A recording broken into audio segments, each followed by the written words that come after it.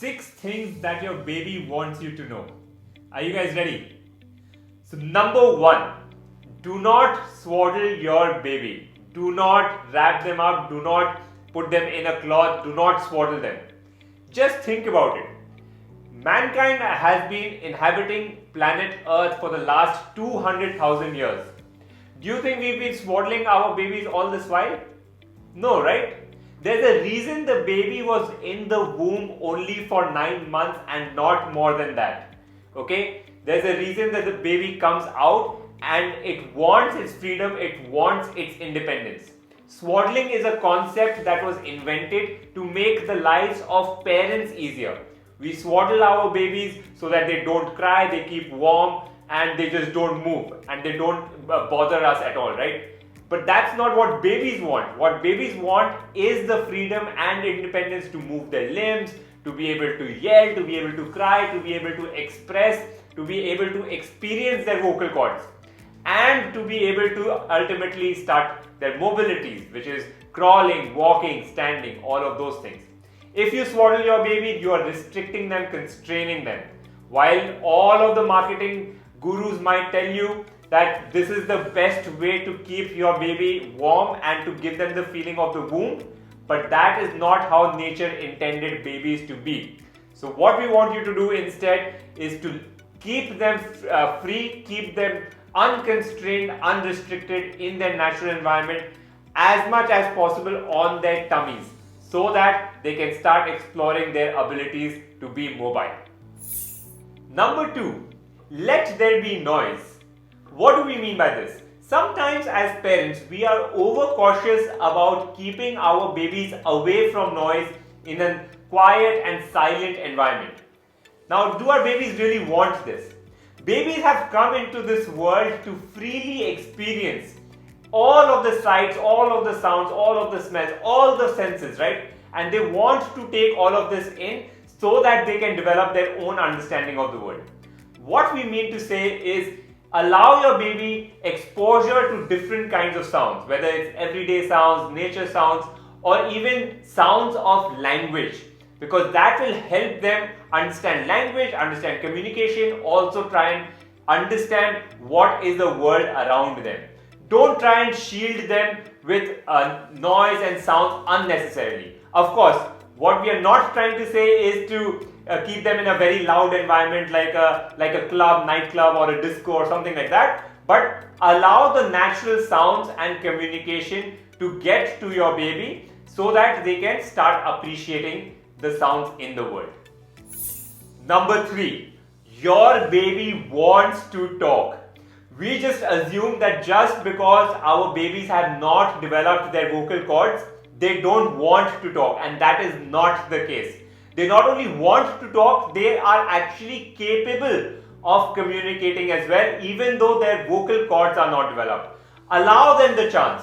What do we mean by this is whenever you are communicating with your baby, don't just talk at your baby, but talk to your baby so that you can also listen to their response, listen to them communicate back to you. Whether it's through their eyes, whether it's through their expressions, with their smiles, with their hands and legs, their limbs moving about. Any of these reactions are completely appropriate responses to the way that you communicate to your baby.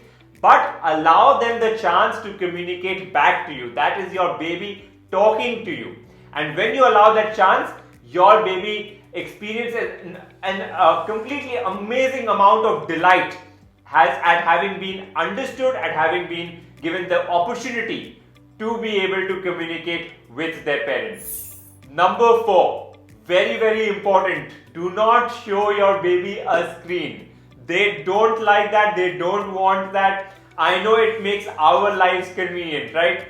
We want to keep our baby distracted, engaged, so that we can focus on our own thing, and we give them a mobile app to play with, an iPad to play with. And that is actually extremely, extremely harmful for your baby's development as well as for your baby's personality and character building. Exposure to screen time will lead to your baby's speech development being impaired, being delayed. It could also lead to personality issues, behavior issues, and most of the child-focused, baby-focused apps are supremely addictive. with fast moving objects across the screen, which just keeps the baby engaged, but it is very, very harmful for their overall growth and development.